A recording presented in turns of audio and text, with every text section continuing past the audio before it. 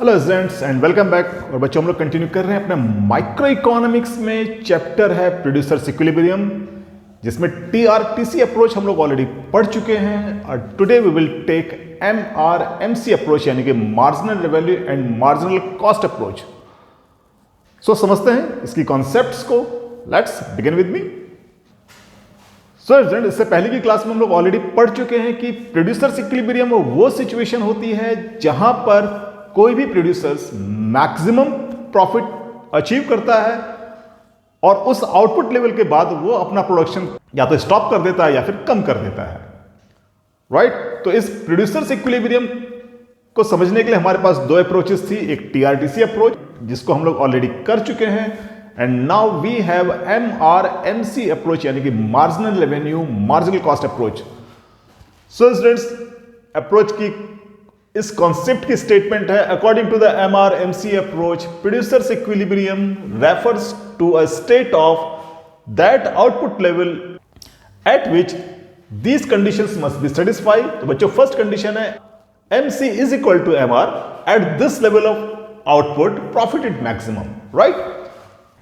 और second condition है marginal cost must be greater than marginal revenue after this level of output, यानी कि वो आउटपुट लेवल जहां पर MC is equal to MR। Right? So students, similar to TRTC approach, हमारे पास यहां पर दो केसेस हैं। एक वो केस जहां पर प्राइस कांस्टेंट होता है और सेकंड केस जहां पर प्राइस कंटिन्यू फॉल होता है। Right? So we will take case number 1 when price remains constant. और ऐसा बच्चों तभी होता है जब मार्केट सिचुएशन होती है परफेक्ट कॉम्पिटिटिव। और परफेक्ट कॉम्पिटिटिव मार्केट हमें पता है कि ऐसी मार्केट जहां पर नंबर ऑफ बायर्स और नंबर ऑफ सेलर्स दोनों ही ज्यादा है और कोई भी प्रोड्यूसर या कोई भी सेलर इस सिचुएशन में नहीं होता है कि वो मार्केट में डिमांड या सप्लाई को अफेक्ट कर सके। राइट? तो ऐसी कंडीशन में प्राइस हमेशा कांस्टेंट ही रहता है। तो बच्चों, इस अप्रोच को हम लोग प्रूव करते हैं अपने शेड्यूल और ग्राफ से। सो शेड्यूल हमारे पास आउटपुट 1 2 3 4 5 6, प्राइसेस आर 12 12 12 12 12 एंड 12, क्योंकि प्राइस कांस्टेंट है। तो इस कंडीशन में टोटल रेवेन्यू, और टोटल रेवेन्यू होता है output into price. So it will B 12 24 36 48 60 and 72। Right? तो बच्चों, टोटल कॉस्ट का डाटा, यानी कि टोटल कॉस्ट की फिगर्स हम अपनी अप्रोच के अकॉर्डिंग ही लेंगे, यानी कि ऐसा फिगर्स जिनसे हम अपनी अप्रोच को प्रूव कर सके। राइट? तो आपको यह याद रखना पड़ेगा। 13 25 34 42 54 एंड 68। राइट? तो ये हो गए हमारे टोटल कॉस्ट की फिगर्स। सो नाउ MR हमें पता है कि MR इज इक्वल टू होता है TRN माइनस 1। तो फर्स्ट यूनिट में जो TR है वही रहेगा MR, यानी कि 12।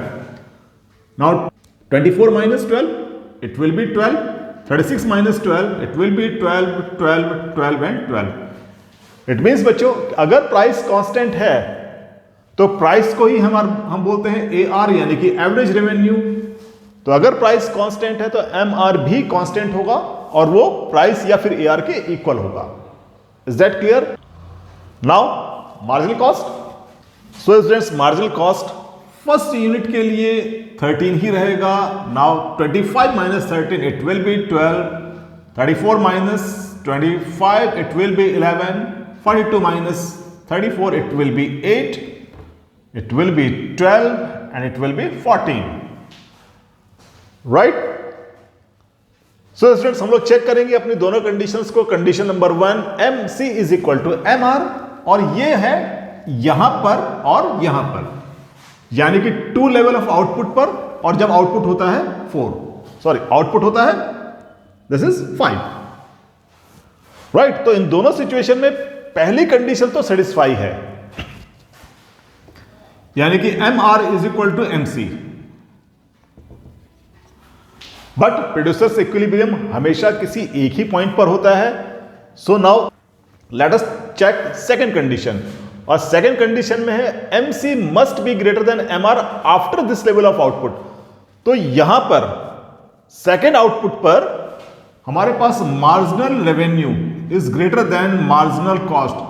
सो ये तो हो नहीं सकता, यानी कि 2 में पहली कंडीशन सेटिस्फाई है लेकिन दूसरी कंडीशन सेटिस्फाई नहीं है। नाउ सेकंड वाज 5, तो 5 आउटपुट लेवल पर MR is equal to MC है। अब इसके बाद वाले नेक्स्ट आउटपुट लेवल पर MR is less than marginal cost, यानी कि मार्जिनल कॉस्ट ज्यादा है, मार्जिनल रेवेन्यू कम है, और यही था हमारे पास सेकंड कंडीशन कि marginal cost must be greater than marginal revenue. So this will B producers equilibrium, यानी कि 5 लेवल ऑफ आउटपुट पर प्रोड्यूसर्स इक्विलिब्रियम अचीव हो जाता है, राइट? तो इस सिचुएशन में बच्चों अगर हम ग्राफ प्लॉट करते हैं,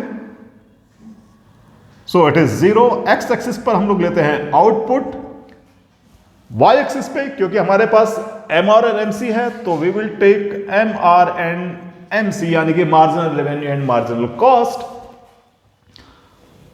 और बच्चों मार्जिनल रेवेन्यू हमारे पास कांस्टेंट है, तो मार्जिनल रेवेन्यू कांस्टेंट है, so it will be parallel to X axis, यानी कि MR, right?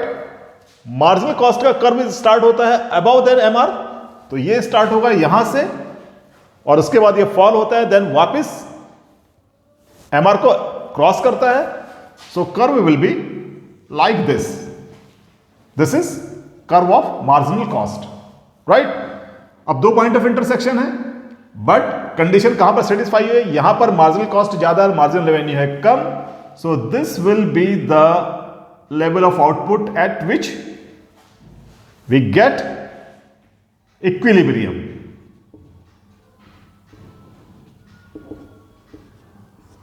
Right?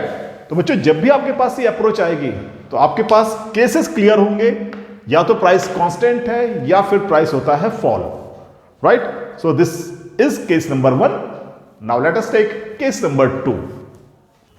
Now students we have second case when price fall with a rise in output. और बच्चों ऐसा होता है जब मार्केट होती है मोनोपोली, और मोनोपोली मार्केट हमें पता है कि ऐसी मार्केट सिचुएशन जहां पर होता है सेलर बहुत कम और बायर्स होते हैं बहुत ज्यादा, तो ऐसी सिचुएशन में अगर सेलर को यानी कि प्रोड्यूसर को अगर अपना रेवेन्यू इंक्रीज करना है तो उसको प्राइस कम करने होते हैं। तो मान लीजिए प्राइस है 8, 7, 6, 5 and 4। So total revenue will be 8, 14, 6 3s are 18, 20 and 20. Now students, total cost हम अपनी अप्रोच को प्रूव करने के लिए ही लेंगे। So total cost will be 6, 11, 15, 20 and 26. Right? Marginal revenue होता है total revenue minus total revenue n minus 1. So TR first unit के लिए 8 ही रहेगा, then 8 14 minus 8 it means 6, 18 minus 14 it means 4, 20 minus 8 it is 2 and this will be 0, right? And marginal cost first unit के लिए 6, then 11 minus 6 it will be 5, then 4, then 5 and then 6, right? So students इस third unit of output पर है हमारे पास MR is equal to MC, right? यानी कि हमारी फर्स्ट कंडीशन सेटिस्फाई होती है।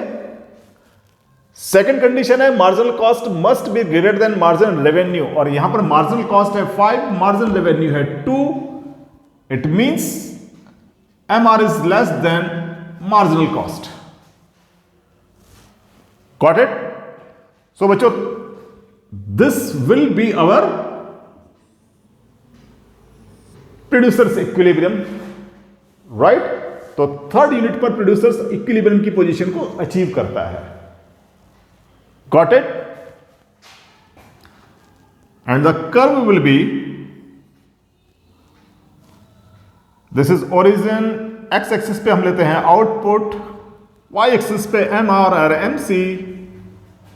स्टूडेंट्स, सो एम आर हो रहा है डिक्रीज जबकि आउटपुट हो रहा है इंक्रीज, और जब भी दो वेरिएबल्स के बीच में इनवर्स रिलेशन होता है तो कर्व होता है sloping downward. So M R curve will be in this वे।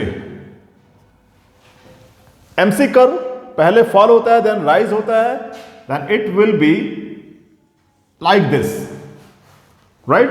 तो ये कर्व हो गया एमसी का, and this is the point जहां पर M R is equal to MC है, M R is equal to MC, और यही होगा हमारा प्रोड्यूसर्स इक्विलिब्रियम। सो स्टूडेंट्स, अगर आपसे एग्जाम में एम आर एमसी अप्रोच पूछा जाता है, सो फर्स्ट स्टेटमेंट जो एमआर की जो अप्रोच की स्टेटमेंट है और जो एमआर की कंडीशंस हैं, ये कंडीशंस दोनों ही केसेस में सेम होंगी, बट शेड्यूल और ग्राफ ये दोनों ही कंडीशन में डिफरेंट होगा। So this was case number 2 when price falls with rise in output. So बच्चों, ये था एमआरएमसी अप्रोच और and producers equilibrium. So students, next chapter के लिए stay tuned with us. So students, if you have any kind of query or you need any kind of explanation for any topics, then you can write it on your comment section. If you have learned something from these videos, then you can like and subscribe the channel and stay tuned.